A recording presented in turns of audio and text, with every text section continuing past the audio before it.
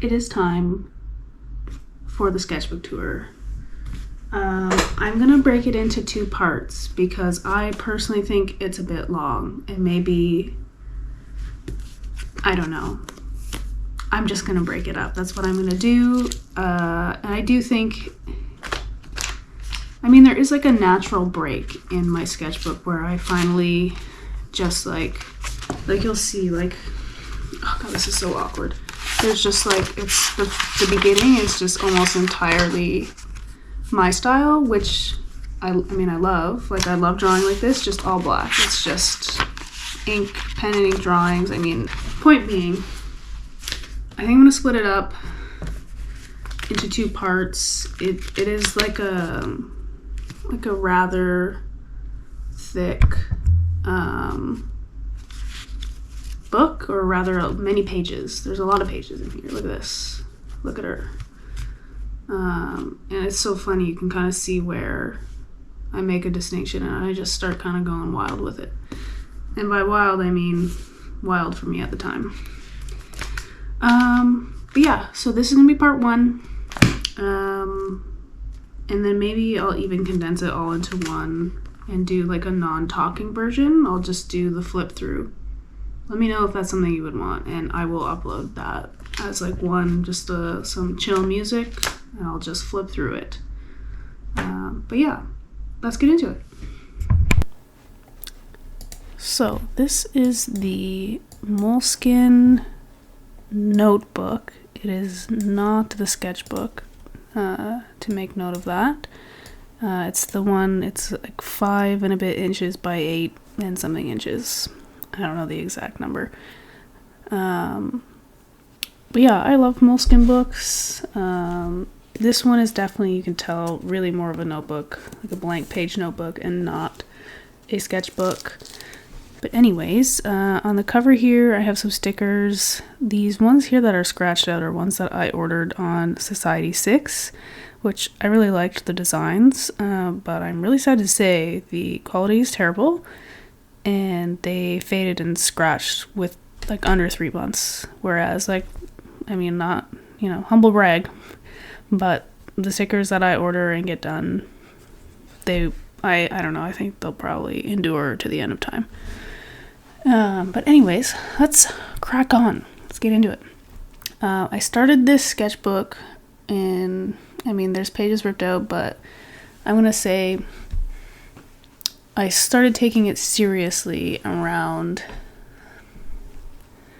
probably 2022 February was when I started this daily drawing challenge. And before that, you can kind of see these pages that I'm flipping through are really just like little bits and bobs or ideas for products. I did a little bit of sketching, you can see, in late December or late January more so. But not a lot of commitment here until the end of February, when I decided I was going to start drawing every day for 30 days. I started posting on TikTok with that. And that is like a slower time of the year for me, so it was a good time to do this challenge. And honestly, it really made a huge difference in how I started to use my sketchbook and see it, and to, like, I don't know, just enjoy making art again, and making it not for a product or like for a specific thing, just having the space. I really started to kind of use it eventually more as an art journal. But yeah, this phase, and I ended up doing, I don't know, closer to like 70 days or something for this challenge, because I was just having so much fun doing these spreads and really just drawing more, like so much more. And it has made such a huge difference. You'll see I don't know, I'd say my style doesn't really change in terms of my sketchbook style, or like my drawing style itself, like the way I like to use certain materials, which are essentially just pen. I will make note here, the pen that I use for the most part during this phase, at least for this good chunk of this sketchbook is the Tombow Furunosuke, I don't know. It's not my best pronunciation, but that kind of hard tip brush pen as well as a soft tip, as well as like the Sakura Pigma Microns, which are quite popular. I use like the smallest size for that. But yeah, that mushroom page, one of my favorites. This one here as well, also one of my favorites. This kind of little, I was kind of feeling a little stale. So I set it up almost like a little gallery wall, but on the page, and I really like how it turned out. It was kind of neat. Really love these birds. You will be able to tell there is a very consistent theme in my sketchbook, and that is pretty much flowers and birds and mushrooms. Pages. I don't love the spread, but I do love the doodles themselves, the drawings themselves. These ducks, I mean, I made, I don't know, 4 or 5 of them into stickers. The group, the sup duck, the duck butt, very popular, by the way. I love that. I love that this little duck butt sticking out of the water is just so loved. There's also some creepy drawings in there. That weird otter, that hedgehog with the eyes of the devil, but like not a sexy devil, like a scary one. That's like a little demon, that thing. And that, I don't even know what that is, but really creepy.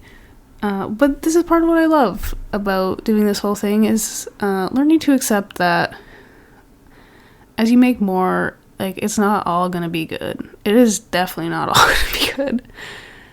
If it's not clear. You can see where I've started to lose some steam on some days. And a lot of that is usually just I'm busier, or, you start drawing so much and you're like, why, what am I doing? What do I draw? But then you get a little pick-me-up and you draw some really awesome birds. Like, I love how these birds turned out. Are they perfect? No. That hawk's leg is really weird. But that blue jay eventually became a sticker, which people love. I don't even really love blue jays, but I did like drawing it. But yeah, really, like, I don't know, you just see, I feel like a lot of these pages reflect my growing confidence in my artwork and in sharing my artwork. Because again, I was still doing this drawing challenge of drawing every day, making a little video, and I was making these like detailed videos, not insane amounts of work, but enough that it was tiring. And that was part of what kind of burnt me out and led to this hilarious page on March 27th. My God, so bad. But yeah, I don't know, overall I'd say like my confidence just really grows. Like, there doesn't have to be like a specific flow, but I do learn to just include little drawings for whatever reason. Like, there doesn't have to be a purpose to everything you draw, which was always a struggle for me. And I've just kind of released that idea a lot. I started just adding in words and journaling, and not a lot of that, but when I felt I needed to, and that's what it kind of became. And I don't know, I just see so much improvement. Some of the first, I guess that other page was technically the first non-pen, but I included some just kind of junk journal stuff, and yeah, my first foray into pencil gray on there, as you saw, that terrible page back there. Not the best, but I tried. And this is where I started to, this was like a next hurdle, we'll say. So I'm very comfortable in just black and white drawing, sketchbooking, I'd say it became a comfort zone. It's the thing I like doing the most, even still. As the days go on, especially as we approach spring, I think that's maybe really what kicked up my desire to include some color and start branching out. I don't know, a lot of people worry about finding their style, and to a degree I have that same feeling, in the sense that I don't know that what I sell or everything I make is identifiable as me. I do think my sketchbook has an identifiable style. And I think that's great. I think it's good to kind of get to that point, but I also think that maybe it can create a bit of a stagnant feeling to your growth. And that is why eventually I start just I just take a turn in this sketchbook. For now, we have some very ugly doodles, but again, these were just ideas. Sometimes that's what it was. I just needed to get an idea down. I had something in I was really into like wolves and board games. I really wanted to create a board game. This was also, I had just early in that year, 2023, yeah.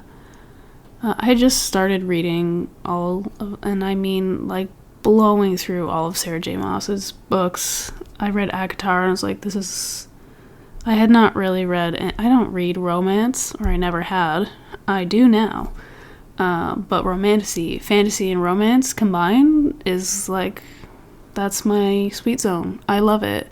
So I started getting back into that, and some of my drawings are a little influenced by those fantasy ideas again, which I love because it's my favorite. Like Lord of the Rings, I don't know, more than 200 times that I've seen The Fellowship of the Ring, and I don't know why I haven't embraced this in my art more, like this style of fantasy drawing that I love to do.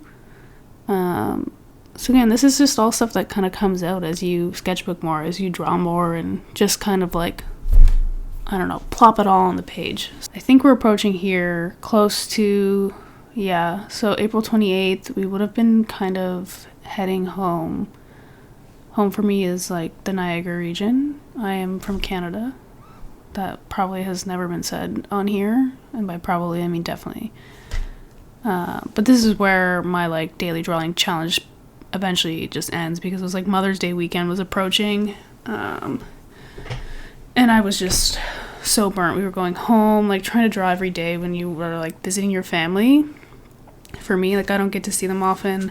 My parents are separated, so I have to like see them separately. So it's just like, it was too much for me, and I was very okay with it. I did not feel like, oh my god, I hit this point and I messed up and now I haven't drawn every day for a million days. It wasn't really about that for me.